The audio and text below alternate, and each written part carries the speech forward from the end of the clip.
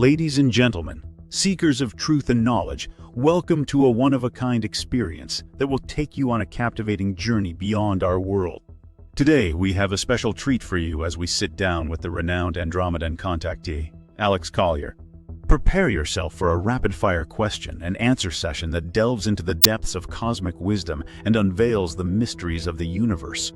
As always, please remember to like this video and share it with your friends and family. That way, it gets seen by more truth seekers. So, without further ado, here are today's rapid-fire questions and answers.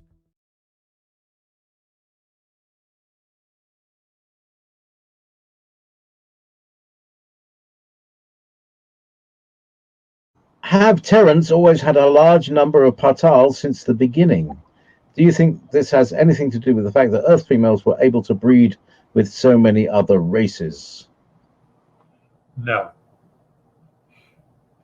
The answer to that is no. Pa Taal have not been here from the very beginning. My understanding is that the more evolved soul groups arrived here and started incarnating after the destruction of Atlantis. Humanity had an opportunity to jump dimensions then, and it looked really good apparently. And then it just all went south. So more evolved soul groups began coming in here apparently after the destruction of Atlantis. But then there was other challenges. Here you have these very evolved people inhabiting these physical bodies, but then you had extraterrestrials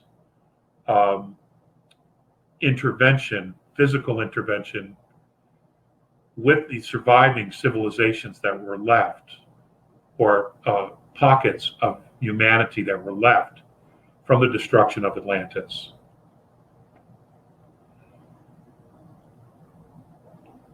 And many of these groups were service to self.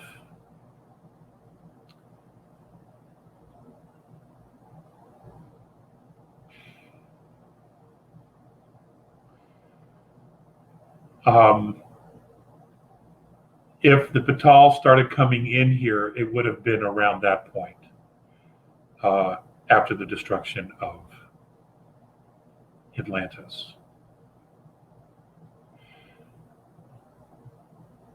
That's all I can say at the moment. I don't know how much to say, frankly.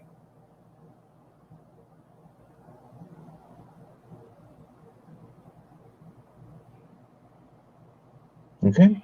So when you don't know, you don't say a lot, until you know. Things aren't clear enough yet. You ever find yourself in a situation where you don't know what to do? That's because things aren't clear. So what the best thing to do is to take a step or two back and wait until things are clear, and then move on it. And that's good advice for anything, any aspect of one's life. So you can't make a good decision when you don't have all the information.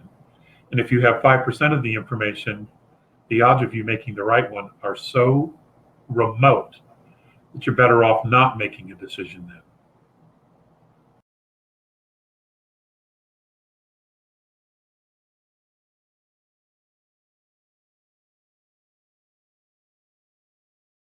I have heard that our physical vehicles need to be at a certain level of health in order to ascend out of 3D. Many of us are older, I'm 65, and have health issues. Are we out of luck for the next umpteen thousand years? Some say all we need is to be positive 51% of the time. Others say you need to be a vegan, etc. I have not achieved a constant state of unconditional love at this point in my evolution. Can you address this? Thanks so much, Bryn. That's a great question. It's a really great question. My understanding is it's all about intention. It is about your intent. Do you love yourself? If you can accomplish that, if you can truly, genuinely love yourself, you will make the jump. It has nothing to do with the physical form. Some of us won't be taking the physical form, but the minute we move into that higher frequency and realm, we will have a different physical body, because the soul is real, you see. The goal is to leave third density. The goal is to jump into fourth. That's the first leg of the journey. The second leg is to go from fourth to fifth. But we first have to get to fourth. I have not ever been told by Morne or Phaseus that you had to be in Olympic triathlon shape.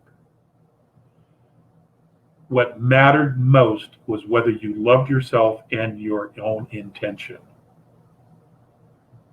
That makes things pretty simple. Love thyself, know thyself. Because remember, you're already a multidimensional being. There are already aspects of you there waiting for you on fourth, on fifth, on sixth, wherever it is that you fell into time, into third density, wherever you were. There's already aspects of you there. It's going to be okay. We just got to get the hell out of this neighborhood. Shit. You know, it's a rough neighborhood here. And, you know, let's take home with us. Let's just take home with us. So no, I think you're going to be okay. If for some reason some of us should cross over, we'll be on the other side to welcome you. You know, we'll be there to welcome you and say, hey, come on, I remember you. You know, hop on in, and then we begin the next leg of fourth to fifth. Who you truly are never dies. And it's not this. It's this. Remember that. It's always this.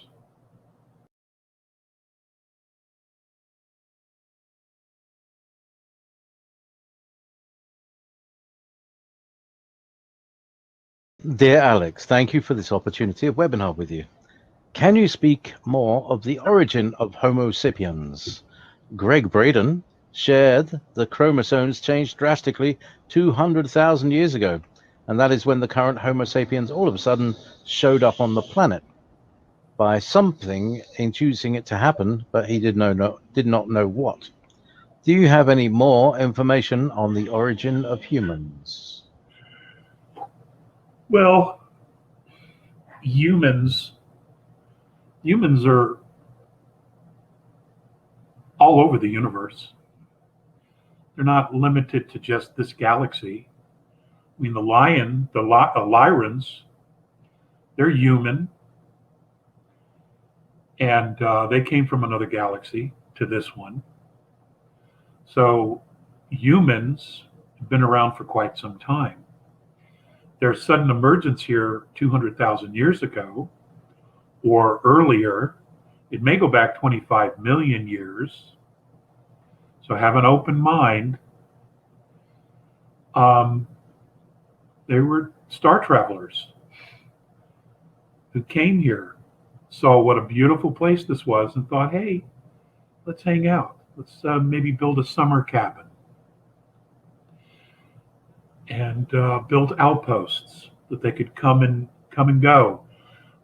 You know, we're towards the end of the Orion spiral arm. And if you're going to jump from one galaxy to another, there would be quite a bit of traffic here.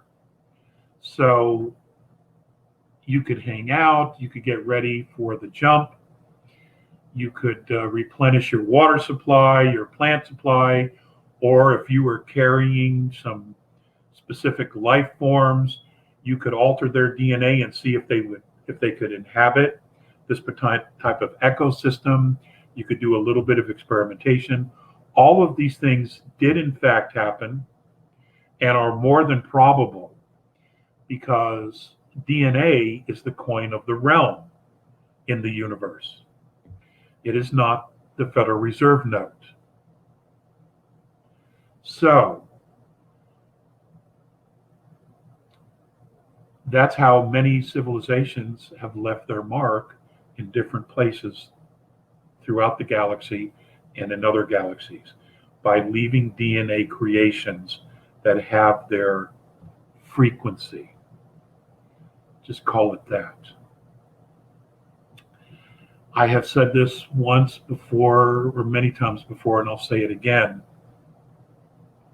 Our physical forms, Homo sapiens sapien, was first designed on Mars and then brought to Earth, which is why our biological clock is perfectly aligned with the planet Mars and not with Earth. It's just what it is. So are we all Martians? I don't think so.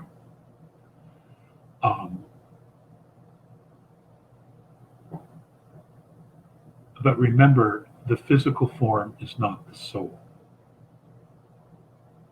Okay? It's not. When you existed in other realms, in other extraterrestrial civilizations, as a soul, you were in a physical form. And those physical forms have a history. They have a beginning and they have a history. And that history is continuing to this day in those other realms, those physical forms. And they will continue to be in existence. So the physical form is a suit that we wear as spiritual beings in order to experience physical realms. So please don't get hung up on the physicalness. Although it's necessary to be in a dimensional realm, you'll need to have a physical form. But it's just a body. It's a suit that we wear. Okay? You're more than that. You will always be more than that. And the sooner you remember that and actually grasp what that means, the more free you will be. You will understand that. And it'll take some pressure off of trying to be human.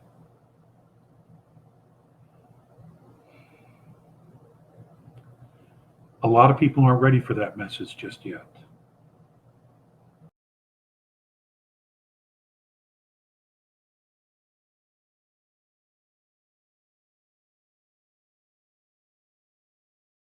Dear Alex, plants and trees communicate with each other on a level far beyond our comprehension. Do you have any idea or theories on how they do this? Is it within your comprehension? Do planets communicate in the same way?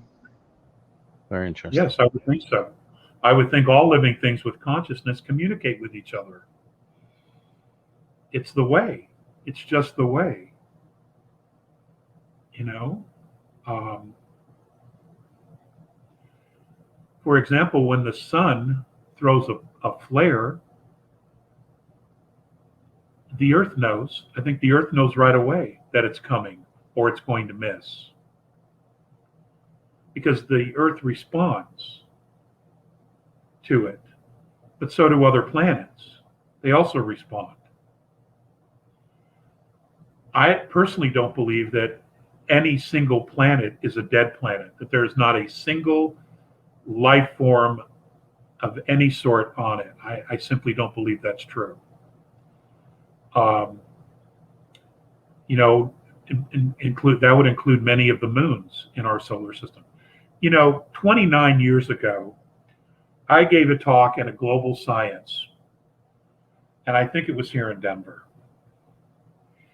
And I had a nice slide presentation, and I showed, and in this particular, and I think it might still be up on YouTube. I don't know. I haven't looked at that stuff in years and years and years. And I showed structures on Ganymede, on the surface of Ganymede. And these structures are where ships would come in and they would land inside these structures, and these structures would then create a habitat, an Eden, for lack of a better word, so that the starships, the crews of these ships could get out and move around inside this habitat. And that's what they are. They're Edens, like Garden of Edens. They're contained, enclosed habitats. Richard Hoagland talked about this years ago when he talked about the old structures on the moon. And he was dead right on it, absolutely accurate. Well, that wasn't just isolated to our moon. Many moons throughout the galaxy have such structures. And they're just available for anybody who has the technology to use them. So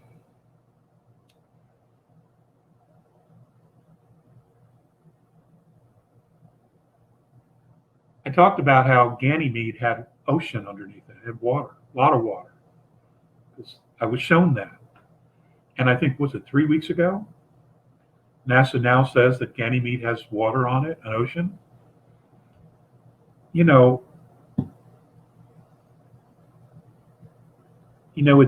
It's easy to dismiss a lot of people who have come before us, who have shared information about the planet, the human race, the solar system, the galaxy.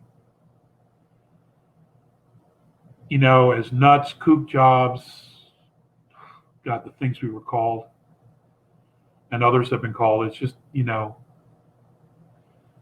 actually sad, but nonetheless, it might be a good idea to revisit a lot of that information that was shared by Adamski, by George Green, Meyer, and so many others who have shared information and their own experiences. Wendell Stevens, the information that he shared. Who was the sergeant major? He just passed away.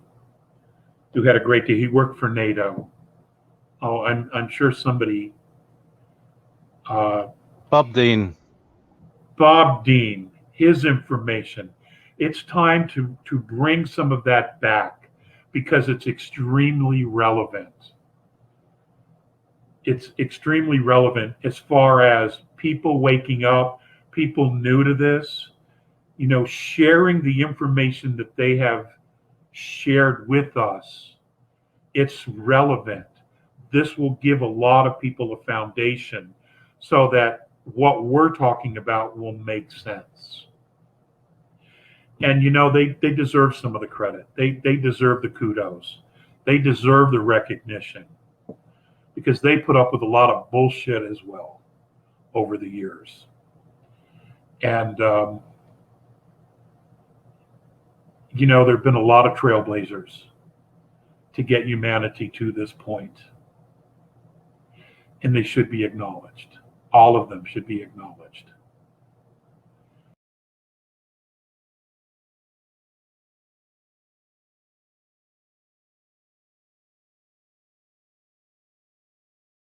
Hello, dear Alex. I'm wondering, so many things now take place on the moon, on Mars, and with the Jupiter agreement. Would that have an impact on the precision of astrological readings and its related disciplines like human design? Are these fields also impacted by the fact that the matrix has less effect on us humans now? Are these two related?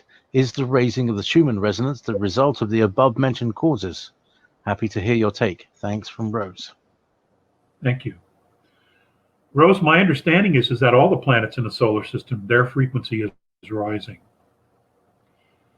I know we focus a lot on Earth and humanity and getting out of third into fourth.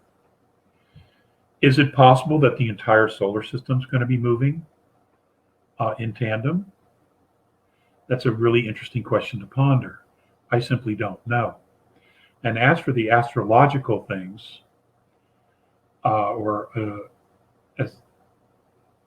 as far as the energies, how it affects humans, where we would call here astrology on the planet.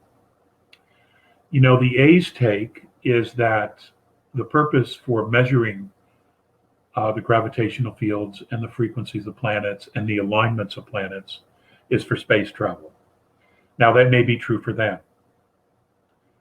There are many other people that have a very different opinion.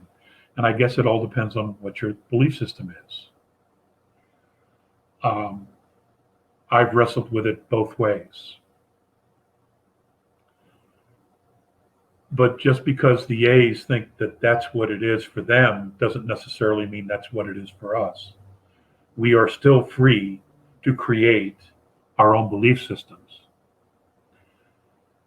And I'm sure we will. Because, when you get right down to it, we are a very independent bunch. We can be. So I guess at some point we will figure out whether that is reliable information or not, or relevant information or not. So we'll see. We'll see. I know that there are a lot of people that take it very seriously and make a living doing that, and it seems to work. So again, is it just the belief system, which is why it works, or is it in fact universal? I simply don't know. I just don't know. See, I only have contact with the A's, not with other groups. I've seen other groups, but I've never had a conversation, and I've only seen them from afar. So there's no been clinking of Romulan ale glasses or none of that. I jest with that, obviously, but I don't know.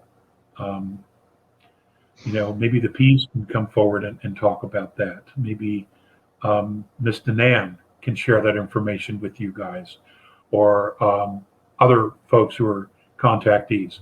Maybe that's a question we could get collectively to find out what the other races are thinking about astrology.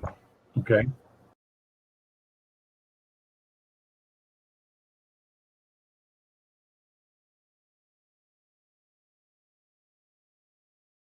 Since the sky is a hologram, the constellations we see and have learned are also part of the hologram.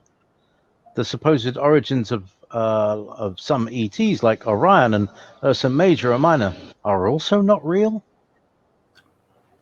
It's not what I said. It's not what I said at all.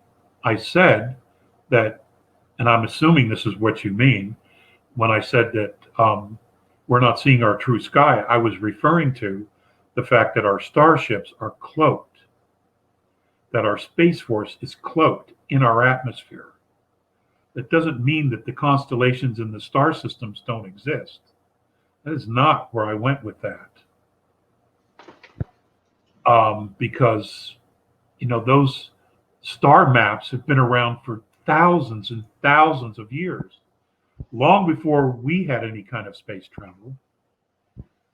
So, and if you really think about it, what would be the purpose to create all those things for Cro-Magnon, for Homo sapien, for early Homo sapien sapien? What would be the point in creating any of that for dinosaurs, right?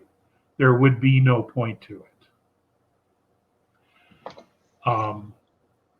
What I was implying was that specifically our Space Force and starships are cloaked in our atmosphere so we don't see them and freak out. That's what I was insinuating with all that. Okay?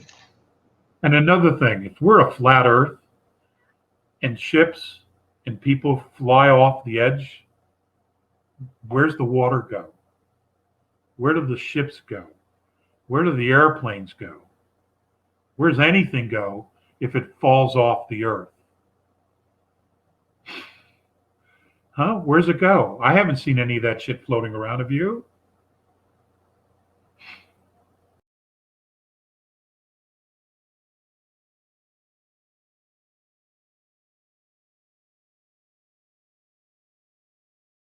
I have heard that the core of our planet is a sun, linked to the sun above, linked to the great central sun, and other variations of this information on multiple suns. Have the A's shared with you information on the role of the suns in ascension events? Do you anticipate a major solar flare event for us?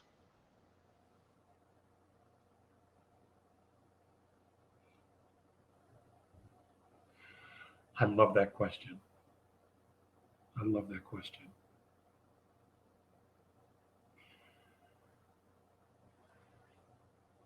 The answer to the question is yes. And I know that a lot of people are looking outside the planet, outside themselves, for the answers. We've all gotten into a terrible habit of doing that.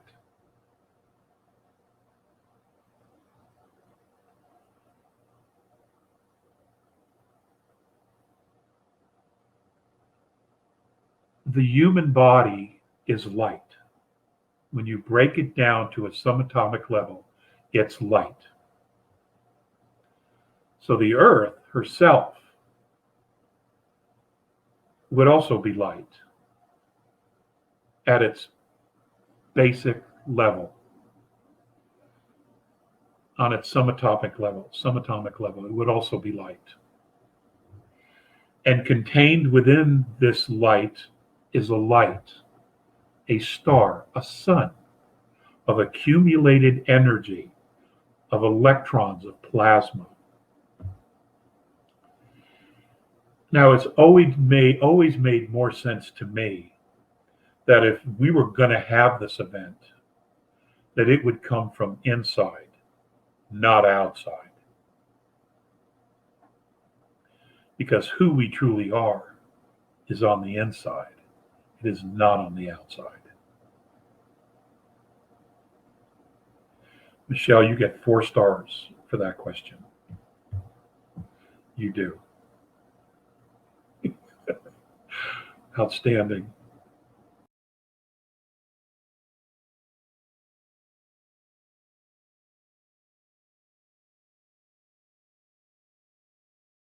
What do you know of the alien interview material by an alleged nurse witness at Roswell?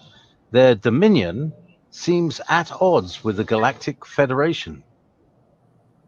Yes? No? I'm familiar with the work. I have not paid it a single. I have not paid it any attention since I read it, but I am familiar with the work. It is something that I just read and then I gave away.